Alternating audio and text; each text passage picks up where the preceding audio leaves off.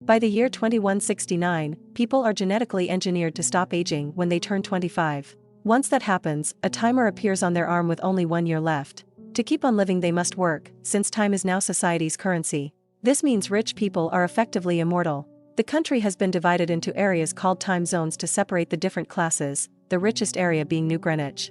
Meanwhile in the ghetto, Will lives with his mother Rachel on a tiny apartment, and they barely have any money left to survive each day. Will wants to make some money on the side through time fighting, but Rachel forbids it because it never ends well. This doesn't stop Will from being a generous person, and whenever he bumps into young Maya on the streets, he gives her some of his time so she can survive too. Will and his best friend Borel work at the local factory, where they're always rising the prices of the snacks, and it's common to find dead people that timed out on the floor. They're all paid by the day, but the factory always comes up with an excuse for why their employees didn't meet their quota and pay them less. One evening, Will goes to a bar where he used to gamble to get an hour a guy owed him. He also meets Borel, who is happily getting drunk thanks to a crazy guy that is buying drinks for everyone. This guy is Henry, whose timer has a whole century. Will doesn't understand what a rich man is doing here and tries to warn him about the Minutemen, a group of gangsters that steal other people's time. But Henry doesn't listen. Just as Will fears, gang leader Fortis shows up and asks Henry for a time fight. Everyone else in the bar runs away except for Will, who hides at the back just in case. Henry accepts the challenge but asks for a moment in the bathroom first. Just one guard goes with him, so Will takes the chance to knock the gangster out and escape with Henry through the back door. They run down a few blocks and hide inside an abandoned factory, which Will locks from the inside to be safe for the night. Will wonders what a rich guy is doing in the ghetto, and Henry admits he left New Greenwich because he's 105 years old and tired of living. When Will points out this is stupid, Henry's amused by the boy's lack of understanding of the world. He explains the cost of living keeps rising in the ghetto to make sure people keep dying,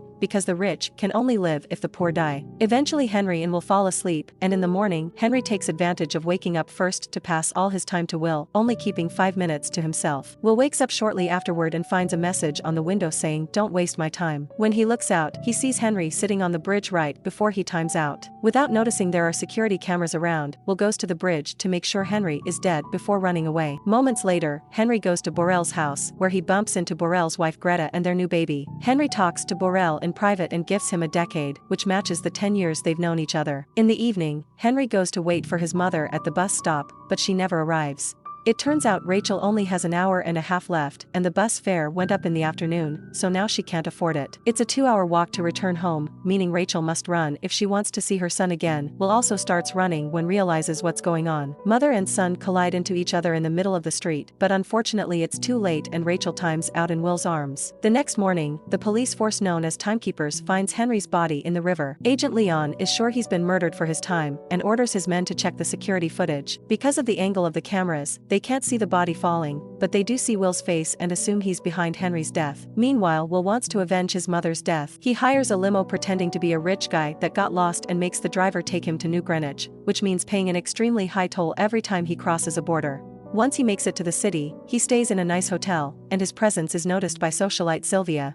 After resting, Will has some food while Sylvia watches him from afar. The waitress can tell Will isn't from around here, but she treats him well because he tips her generously. She also points out that if Will's going to the casino, he'll need better clothes. The fact that Will crossed so many time zones in a few hours appears suspicious in the system, allowing the timekeepers to find his current location. Leon also realizes he's chased Will's father in the past. In the evening, Will buys a proper suit and goes to the casino, where they ask for a voluntary donation of a year because he isn't a member. Will joins the poker table where he meets Mr. Weiss, a time-loaning businessman that doesn't hesitate to bet high amounts of time. Sylvia, who is Weiss' daughter, also comes to the table but only to watch, and Will keeps an eye on her while taking the risk and betting all he has. This turns out to be worth it because Will wins the game, which impresses Weiss and earns Will an invitation to his next party. The next day, Will buys a very expensive car and drives it to Weiss' party. Sylvia is very curious about Will and invites him to dance, telling him she can see he's probably from the ghetto. She admits she sometimes envies people from the ghetto because she lives always surrounded by her father's guards without real freedom, and she wishes she could do something foolish or worth something. Will drags her to the beach behind the house to go skinny dipping, which should count as something foolish. Sylvia is hesitant at first, but soon joins him in the water and they discuss the possibility of doing more foolish things. When people begin looking for Sylvia, she hides with Will in a cave and asks him to go back before they get into trouble. The pair returns to the mansion through different doors to avoid suspicion. Weiss invites Will to play poker, but they're suddenly interrupted by the timekeepers, who found Will's location by following the purchase of his car. Will is taken to a private office for interrogation, but when he tells them about Henry timing out on purpose, they don't believe him and take most of his time,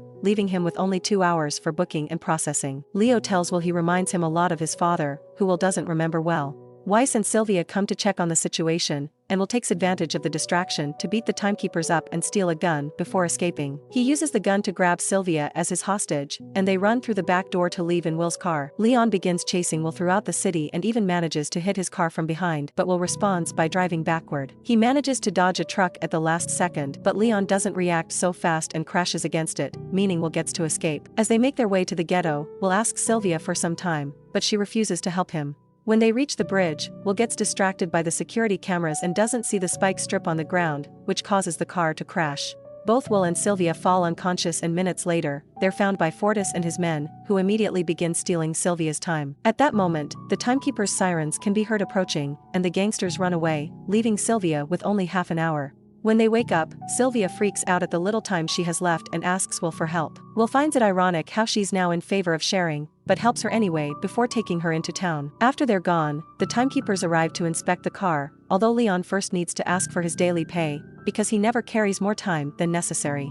Seeing the situation, Leon decides not to chase after Will anymore because he's sure he'll contact them first. Will goes to see Borel to ask for help, but Greta has bad news. Borel drank so much that he died with 9 years still on his timer. Sylvia starts freaking out again, but Will notices she has fancy earrings and drags her to the pawn shop. The owner is about to close, but he makes an exception when he sees how valuable the rings are. He also notices how desperate they're for time and only pays them 2 days, which they have no choice but to accept to survive. Next, they go to a pay phone and Will make Sylvia dial her house's phone so he can talk to Leon. As a ransom, Will asks for 1,000 years to be distributed to the timelines in the ghetto. Leon warns Will that he's becoming too much like his father and reveals the man didn't die during a time fight like Will thinks. He actually was doing something more dangerous. Will hangs up on him, and Leon tells Sylvia's parents of the ransom, but Weiss hesitates to give away even what for him is pocket change. Will takes Sylvia to his apartment to spend the night there, and Sylvia changes into Rachel's old clothes. Sylvia asks Will about his father, and Will explains his dad used to be an excellent time fighter that taught him a few tricks. To prove his point, he grabs Sylvia's arm and shows him how to time fight. It's a battle of wills between timers. His dad taught him to let the opponent think they have the upper hand, let his own clock almost reach 0, and when the opponent is distracted by his incoming death, turn the tables and take it all. Will used to think his dad died on a time fight, but he now realizes he was probably killed because he gave away what he won. Then Will and Sylvia shared what happened on their 25th birthdays. Will's timer started when he was on the street and he quickly almost lost his extra year because they were in debt. In contrast, Sylvia had a peaceful awakening in bed and her dad gave her a decade to celebrate. The next morning, Will watches the timeline building from the window, but unfortunately they don't have any charity to share, meaning Weiss didn't pay the ransom. Sylvia is hurt by her father's lack of care, but finally understands he became rich by stomping on other people's rights. Will tells her to go home, but Sylvia refuses, causing them to accept to work together and kiss. Sylvia does want to call home though, so Will gives her the gun to protect herself while he watches from the corner. Weiss quickly picks up Sylvia's call and ignores her insults to warn her the timekeepers are coming to get her. When Sylvia turns around, she sees Leon approaching Will, thus she shoots him in the arm. Will takes the chance to check Leon's timer and learns timekeepers don't keep much time with them to discourage thieves. This prompts Will to give Leon some time in order for his co-workers to rescue him. While Will and Sylvia escape in Leon's car, Leon begins walking out of town as everyone yells at him for not protecting the little people. Thankfully his fellow keeper rescues him before things get violent. Sometime later Sylvia points out they can't keep driving in a cop car, which gives Will an idea. He pretends to be a timekeeper to stop another car by the road and then they proceed to steal the rich lady's earrings and her time, leaving her with only 1 day before running away in her car. Once they're far enough from town, they stop the car to watch the news and they discover they're now wanted people. Will once again tells Sylvia to go back, but she refuses because doing this is much more fulfilling. Meanwhile Weiss is lying to his investors, telling them everything is under control. Leon shows up to inform him this isn't a kidnapping anymore, now Sylvia is being chased after like a criminal as well.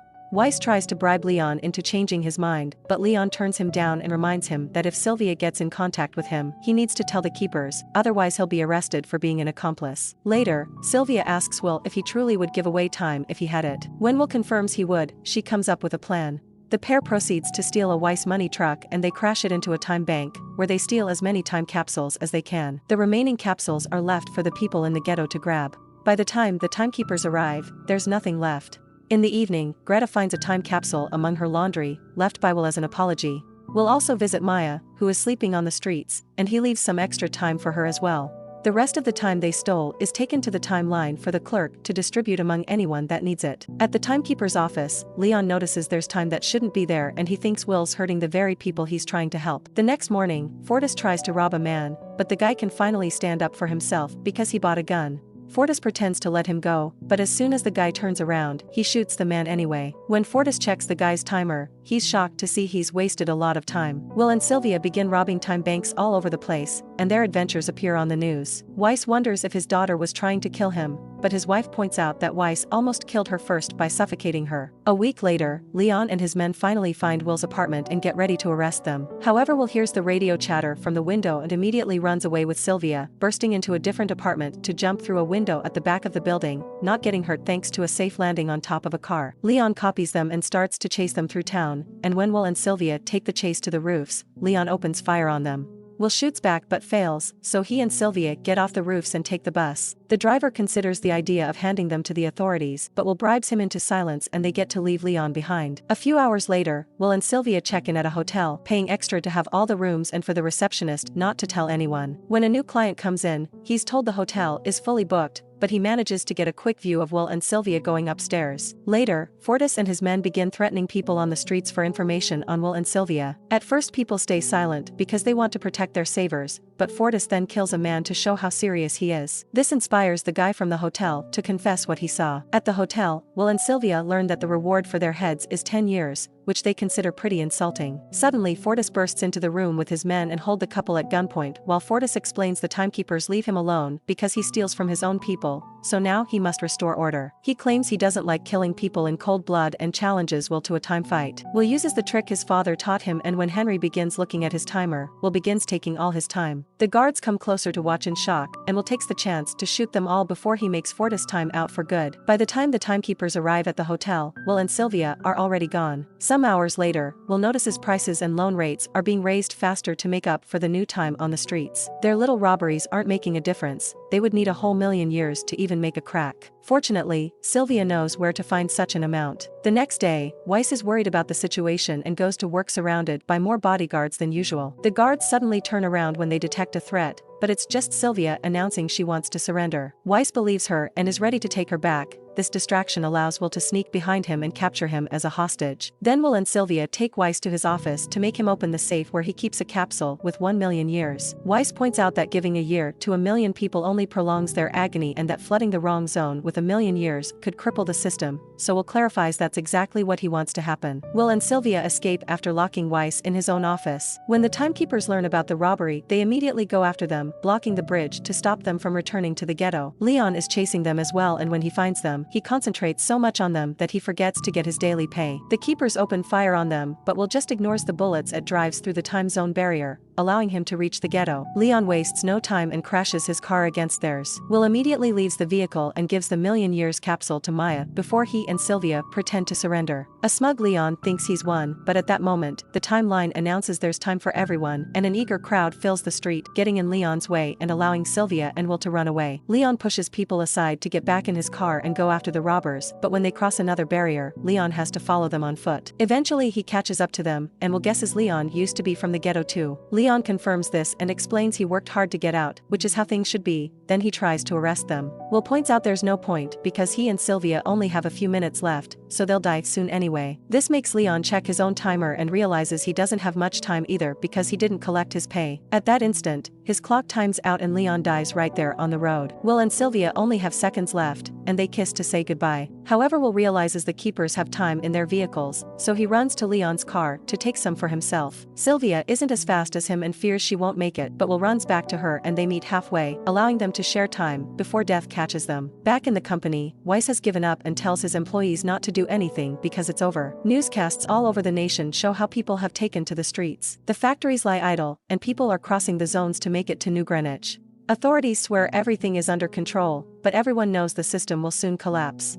At the timekeeper's office, the employees decide to go home because there's nothing they can do. Will and Sylvia are never caught, and they start going after bigger banks to keep the old system from coming back. Subscribe for more videos like this, turn on notifications, and leave a like to help the channel out. Thank you for watching.